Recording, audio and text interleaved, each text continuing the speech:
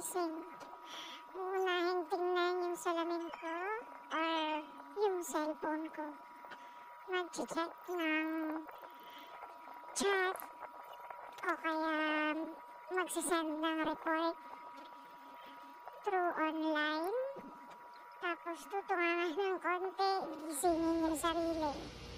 Tapos Init. pag okay na, lalabas muna ako, mag-good morning sa mga alaga. Then mag-CCR.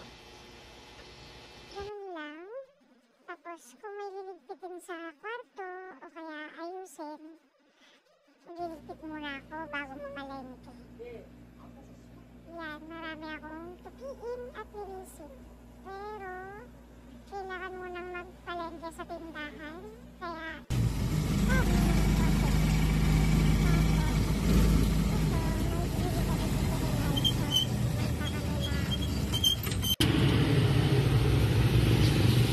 Dito kami ngayon sa Triplex Enterprise. Kasi bibili ako ng ano lang, yung per kilo lang na semento. At saka yung per sako ng buhangin. Kasi dahil luma na nga yung bahay na tinitirahan namin, marami ng mga mababait na alam mo ba yung ang galing nilang gumawa ng butas sa kwarto ni Sam. Nakagawa sila ng butas, then naglalabas sila ng mga basura, ng anong tawag dito, maliliit na bato, buhangin.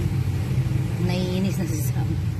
Pati doon sa may kusina namin. Kaya ang gagawin ko, tatakpan namin ng semento yung mga butas.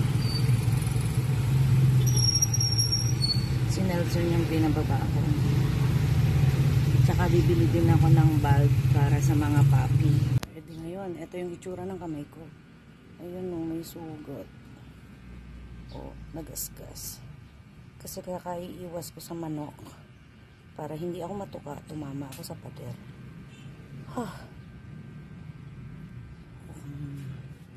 Nanay ka. Nakikita nyo ba yung manok na yon? Asan na yung kamay ko? Hindi ko makita. Ayun, ayan, ayan. Ayun. Nag-focus siya sa kamay ko. Ayun. Ayan, nakasilip pa siya. May mga sisiw yan, marami. Tapos, nag-aayos ako ng basura ko kanina. Ayan. May isang anak niya. Iniwan niya. Nandun. Iyak ng iyak. Ako naman, pinaiwan yung anak niya na nag-iisa. Ako naman, pakailamera at nagbagandang loob. Ganun pala, no? Basta nanay. Or, yung may time talaga na kahit na wala ka namang intensyon na masama, ikaw pa ang napapasama. Ang sakit. Galit na galit sa akin yung nanay. Muntik na akong tukain. Papunta kami nito sa Etiague, San Felipe, Etiague, Isabela.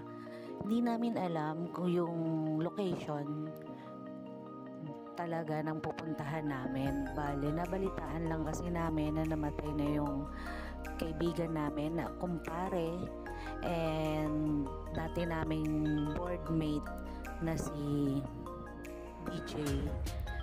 Ngayon, napagkasunduan namin ni JM at saka ni Jairus na puntahan. Kahit hindi namin alam, magtatanong-tanong na lang kami. Ito yung akala namin malapit lang. 2 beses ako niligaw ni Google Map. Buti na lang si JM, medyo familiar siya sa Etiague. Yun pala, ang daan namin is pupunta na ng Jones. Tapos yun, madali lang naman hanapin yung lugar nila at saka kilala din sila dun sa barrio. Hindi ko na ilalagay dito yung moment na pumasok kami sa bahay nila at saka nakita namin siya na nakahimlay. Rest in peace, DJ.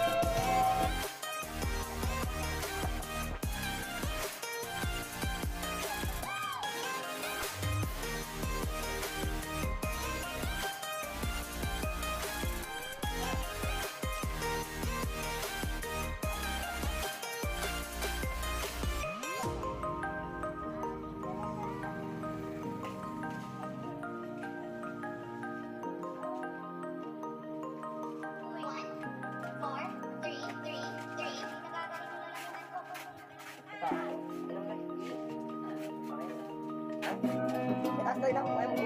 Taas.